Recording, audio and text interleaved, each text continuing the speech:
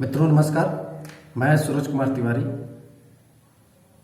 मुद्दा है बिहार का आगामी नगर चुनाव।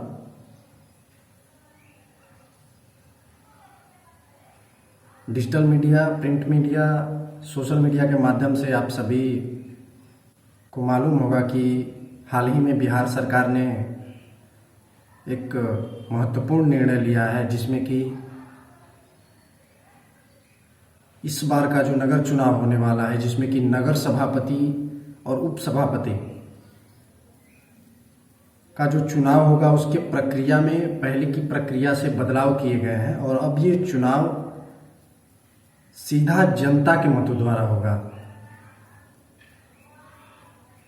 इससे एक बात आपको समझ में आती है कि पहले ये जो चुनाव वार्ड पार्षदों के अप्रत्यक्ष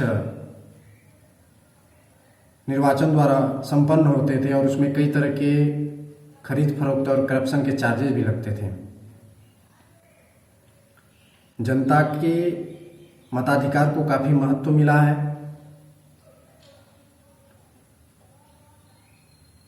तो स्वाभाविक है कि हमारी जिम्मेदारी बढ़ जाती है एक मतदाता के रूप में।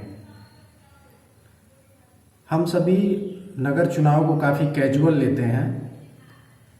अगर मतदान करते भी हैं तो काफ़ी टाल मटोल वाली स्थिति होती है। जिस प्रकार की दिलचस्पी हम विधानसभा और लोकसभा के चुनाव में दिखाते हैं, वैसी दिलचस्पी हम इसमें नहीं दिखाते हैं,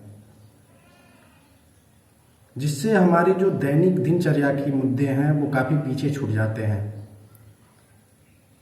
अगर एक अच्छे शहर की बात की जाए तो हमें लगता है कि बिहार का कोई भी ऐसा शहर नहीं है जो भारत के गिने चुने शहरों की सूची में आ सके।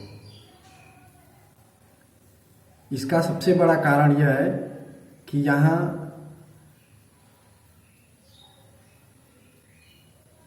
ये जो चुनाव होते हैं उनमें चुने गए प्रतिनिधियों द्वारा सही कार्य नहीं किया जाता है।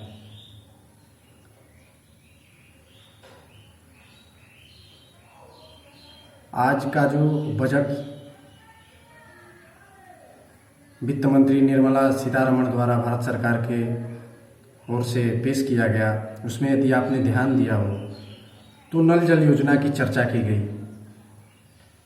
अगर मैं बिहार में और मुख्य रूप से भभुआ की बात करूं तो नल जल योजना के नाम पे पैसे तो निकाले गए हैं, लेकिन ये योजना कहीं ना कहीं कई जगहों पे विफल रही है और गली और सड़क की बदतर हालत तो आपसे छुपी नहीं है। तो हमें इस बार अपनी राजनीतिक बुद्धिमत्ता का प्रयोग करना चाहिए और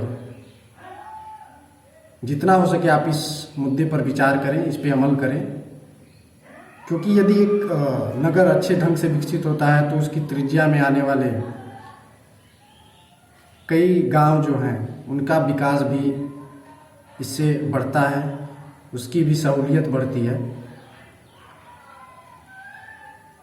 उम्मीद है कि आप इस मुद्दों पे, इस विचार पे अमल करेंगे और इसे आगे तक बढ़ाएंगे, क्योंकि यदि हम अपने दैनिक दिनचर्या पे ही ध्यान केंद्रित नहीं करेंगे, अगर इसका ही सही ढंग से विकास नहीं हो पाएगा तो आगे चल के हम आर्थिक विकास की बात कहाँ से कर पाएंगे और कहाँ से अलग अलग प्रकार के छोटे मोटे कुटीर उद्योग हों या कोई भी उद्योग धंधा हो, वो कहाँ से स्थापित कर पाएंगे, और यदि करते भी हैं तो क्या उसका उत्तरोत्तर विकास हो पाएगा, ये एक बड़ा प्रश्न होगा। तो इसलिए हमें एक जिम्मेदार नागरिक की भांति अपने शहर का विकास करना चाहिए। धन्यवाद।